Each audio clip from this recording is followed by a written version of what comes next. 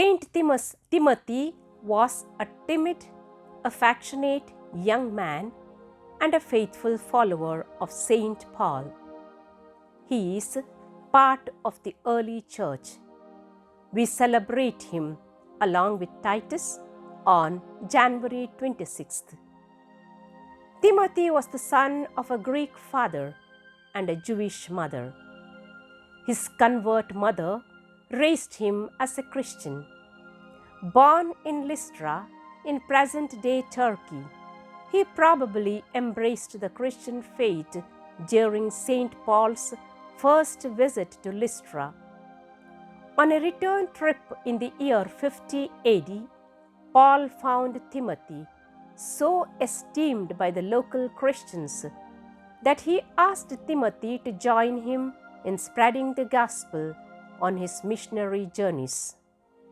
He was consecrated a priest and eventually became the first bishop of Ephesus, a thriving city of the Roman Empire. Saint John Damascene in 675 AD wrote that Saints Timothy and John, the beloved disciple, were witnesses to Mary's Assumption. The end of his service came when he was martyred by a mob of pagan worshippers. During the immoral festival of Catagogion, Saint Timothy tried to stop a procession honoring the goddess Diana by preaching the gospel. Unfortunately, the pagans did not receive this well and beat him, dragged him through the streets, and stoned him to death. Timothy died a martyr in the year 97 AD. Because of his frail health, he is the patron of those with stomach disorders. In contrast with Timothy's partial Jewish descent and early biblical studies, Saint Titus, who was born into a pagan family, is said to have studied Greek philosophy and poetry in his early years. But he pursued a life of virtue and purportedly had a prophetic dream that caused him to begin reading the Hebrew scriptures.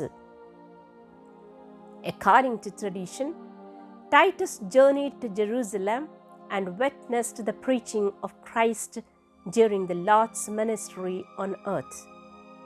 Only later, however, after the conversion of St. Paul and the beginning of his ministry, did Titus receive baptism from the apostle, who called the pagan convert his true child in our common faith.